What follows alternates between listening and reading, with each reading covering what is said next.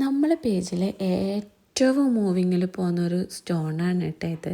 ഏറ്റവും എന്ന് വെച്ച് കഴിഞ്ഞാൽ അത്രക്കും പോകുന്നൊരു സ്റ്റോണ്.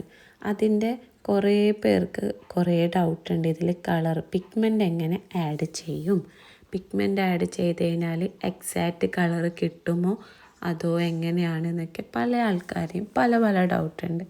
അത് വീഡിയോയിൽ തന്നെ ഞാൻ ക്ലിയർ ചെയ്ത് തരാമെന്ന് കരുതിയിട്ടാണ് ഇന്നത്തെ വീഡിയോ ആയിട്ട് വന്നിട്ടുള്ളത്.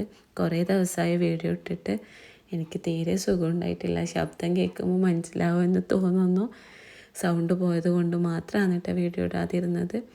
നമ്മുടെ നോർമൽ സ്റ്റോണും കളർ പിഗ്മെൻ്റ് ആഡ് ചെയ്ത സ്റ്റോണും കാണുന്നില്ലേ, ഇത് ഞാൻ ചുമ്മാ കാണിച്ചു തരുന്നൊന്നല്ല. എനിക്ക് വർക്ക് ചെയ്യാനുണ്ടായത് കൊണ്ട് ഞാനൊരു റെസിൻ ആർട്ടിസ്റ്റ് ആണല്ലോ, അപ്പോൾ എനിക്കൊരു വർക്ക് ഉണ്ടായാലും ഞാൻ യൂസ് ചെയ്യാൻ വേണ്ടിയിട്ട് കളർ പിഗ്മെൻ്റ് ആഡ് ചെയ്തതാണ് കേട്ടോ.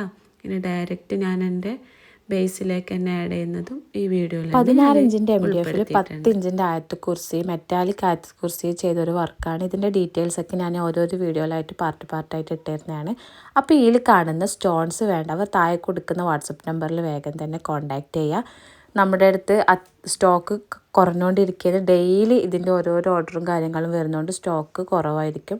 അതുകൊണ്ട് വേഗം തന്നെ ഓർഡർ കൺഫേം ചെയ്യുക. ഏത് പിഗ്മെൻറ്റ് കളറിലും മെറ്റാലിക്കിലേ ഞാൻ യൂസ് ചെയ്തിട്ടുള്ളൂ. മെറ്റാലിക് കളറിൽ ഏത് യൂസ് ചെയ്താലും ഈ ഒരു കളറിൽ കിട്ടും. ഈ ഒരു കളറിനല്ല, നിങ്ങൾ യൂസ് ചെയ്യുന്ന പിഗ്മെൻറ്റിൻ്റെ കളറിൽ തന്നെ കിട്ടുന്നതാണ്.